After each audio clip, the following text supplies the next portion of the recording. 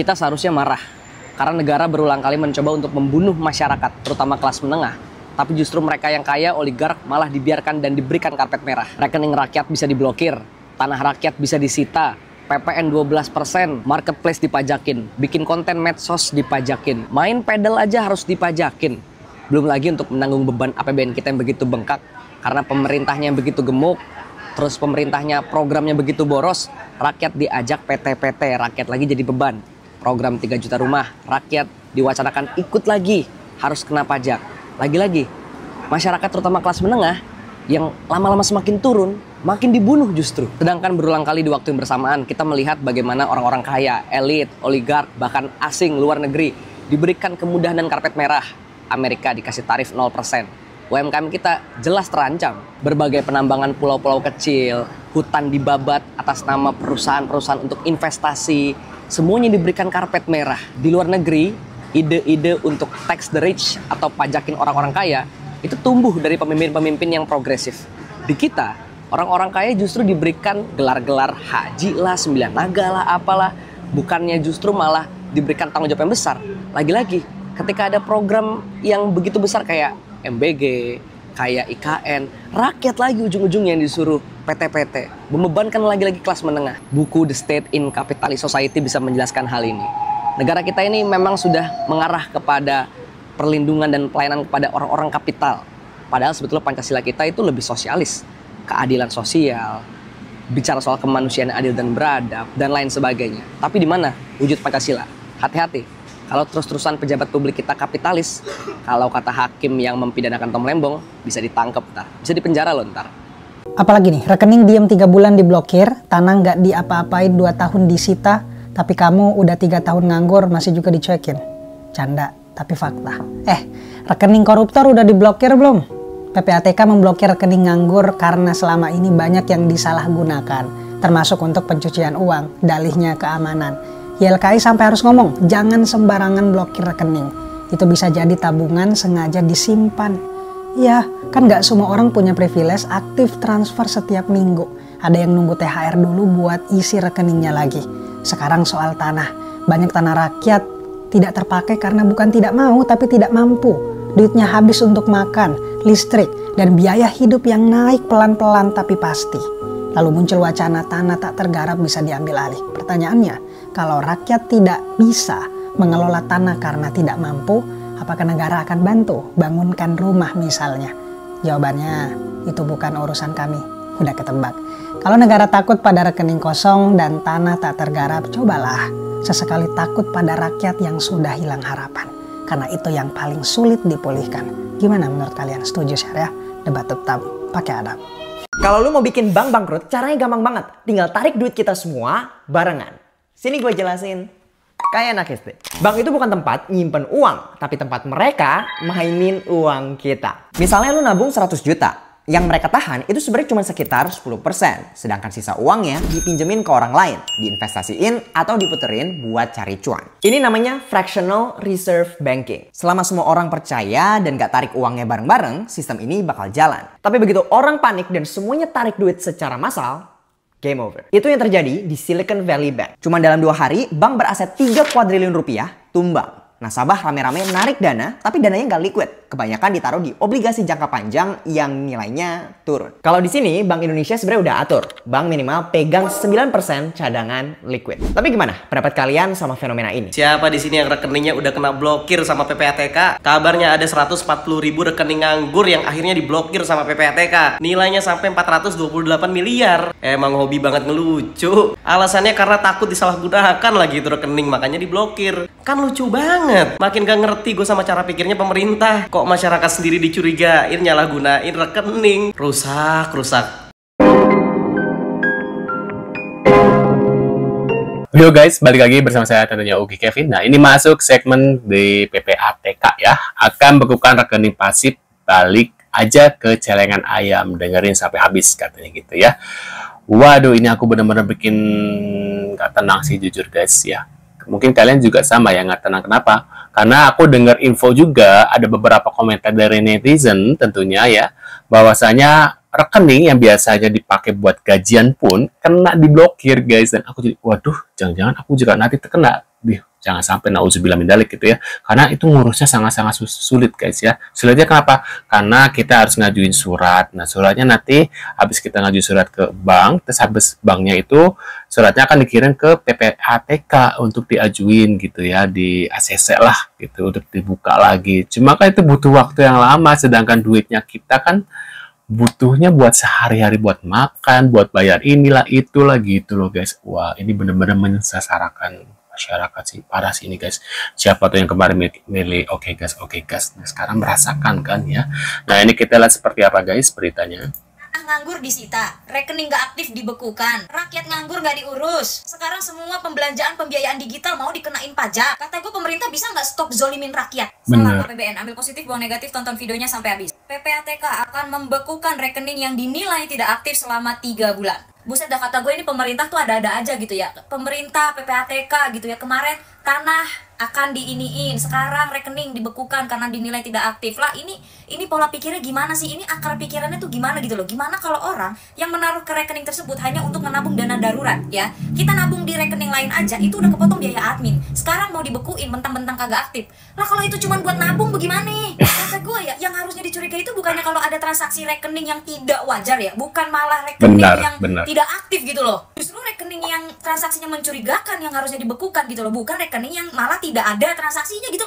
Gimana sih pola pikirnya, gue nggak ngerti deh. Terus gimana orang-orang yang cuma punya rekening cuma buat nabung gitu loh? Bener kan kata gue, tiap bulan kan udah dipotong sama biaya admin banknya. Terus setuju ya, kita setiap bulan itu pasti dipotong gitu ya guys ya. Ya benar kata Mbak ini ya. Mau dibekuin juga, kata gue ininya di mana?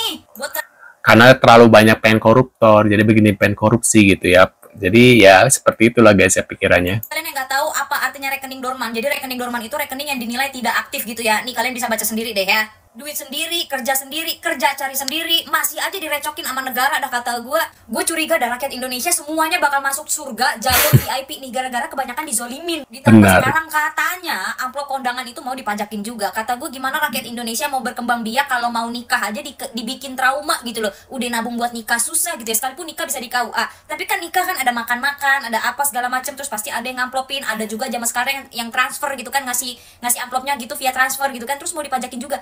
Kata gue, lu bisa nggak berhenti menyusahkan rakyat? Bener kan kata gue di konten gue yang kemarin, gue hidup cuma sekali gitu, kita semua hidup cuma sekali gitu ya, nggak tahu reinkarnasi jadi apa gitu kan, kali gue jadi macam, jadi singa, jadi biawak, jadi api gitu kan, cuman gue jadi manusia nih hidup cuma sekali ya, kenapa gue dilepehnya itu di WNI, kenapa gue dilepehnya itu di Indonesia gitu, kenapa? Permasalahannya nih ya, nih kalau begini-begini, ini yang udah otomatis paling kena, itu ya rakyat kecil. Mau sampai kapan rakyat kecil diinjek terus? Udah kecil makin kecil, kata gue yang bener-bener aja deh. Ini kalau rekening dibeku-bekuin kayak begini ya, udah balik aja ke celengan ayam. Udah nggak usah pakai dompet digital deh, nggak usah bayar pakai QRIS, pakai barcode, pakai apa segala macam, nggak usah. Lu balik kayak ke zaman purba tuh, lu balik lu beli tuh celengan ayam. Kata gue bisa banget pemerintah nih bikin dompet-dompet digital, harus bayar pakai barcode bla bla bla. Ini awal mulanya gara-gara Covid nih. Gara-gara Covid kita tidak boleh bersentuhan, tidak boleh ini, tidak boleh itu. Jadilah kita pakai barcode. Berlanjut sampai sekarang ya. Jadinya begini nih. Semuanya digital, semuanya pajak, semuanya ini. Kata gue balik aja bayar pakai cash deh. Udah bagus-bagus deh tuh ya, nggak usah naruh duit di ATM biar kagak kepotong admin tiap bulan. Terus gue mau cerita ya, kemarin gue habis dari minimarket gitu ya. Biasanya kan di minimarket itu kan bisa tarik tunai kan, belanja abis itu bisa tarik tunai.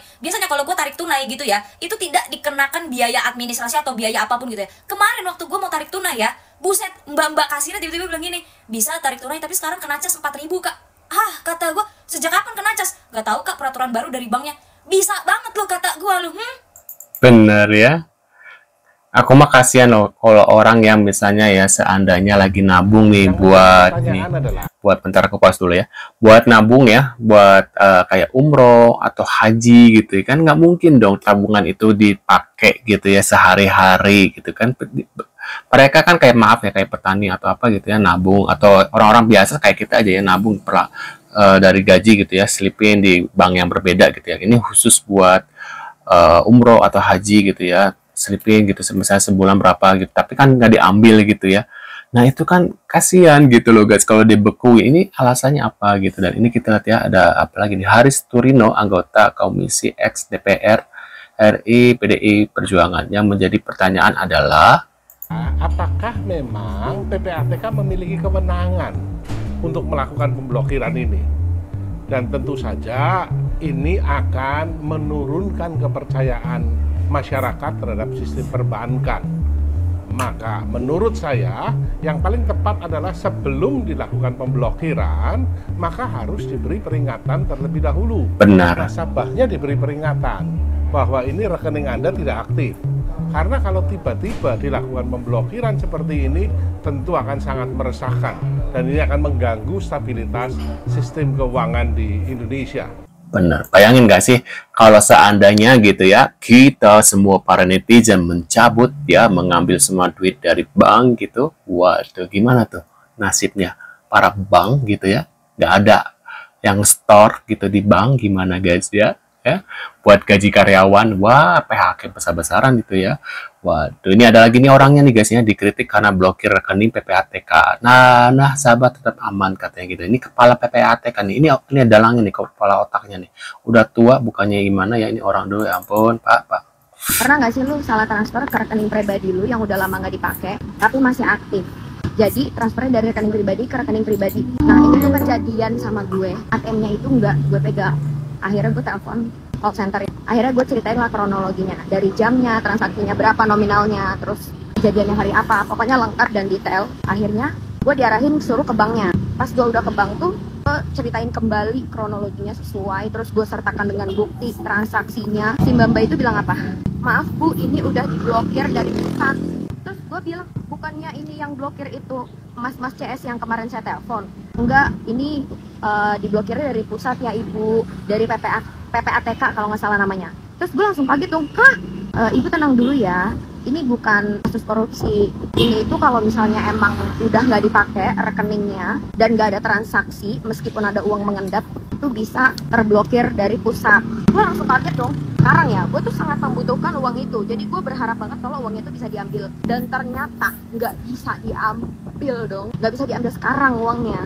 Nunggu persetujuan PPATK-nya ACC gitu. Berarti uangnya nggak bisa ya Mbak diambil hari ini juga? Nggak bisa Ibu, mohon maaf banget. Karena harus pengajuan dulu, isi formulir untuk dibuka blokirannya. Itu pasti banget Mbak 7 hari. Gue tanya lagi dong, terus Mbaknya cuma ngomong apa? Belum pasti ya Ibu, di ACC-nya dari pusat.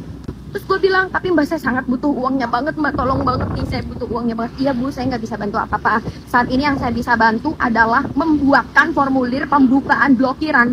Ya Allahu Rabbi, di saat lu tuh butuh gitu kan, tapi nggak bisa diambil duitnya. Mungkin dari teman-teman ada yang ngalamin hal yang sama nggak? Boleh sharing dong, kira-kira di ACC-nya tuh lama atau enggak, karena memang butuh banget uangnya. Dan nggak bisa diambil pada saat hari ini juga. Parah sih guys ya, waduh guys, ini benar-benar mensarakan rakyat Indonesia ya. Dan ini ada PDIP desak PPATK hentikan blokir rekening, jangan siksa rakyat kecil katanya. Bukan hanya rekening bodong, rekening jujur milik petani, buruh hingga lansia bisa ikut dibekukan.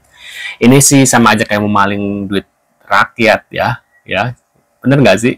Kayak sama aja gitu ya. Mungkin pemerintah butuh duit untuk bayar hutang kali ya, mungkin guys ya, makanya ya menjara ini sih kayak ibarat kata kayak menjara duit rakyat ya. Menurut kalian gimana nih? Tulis di kolom komentar. Dan apa tindakan kalian selanjutnya? Apakah akan mengambil duit dari bank dan menceleng atau membeli celengan atau memberi brankas untuk menyimpan duit? Wah, menurut kalian gimana? Tulis di kolom komentar reaksinya ya. Dan kita akan bertemu lagi guys ya di video selanjutnya. Sekian dulu, mudah-mudahan kalian rezekinya selalu lancar dan dipermudahkan urusannya. Kita sampai jumpa di video selanjutnya. See you guys.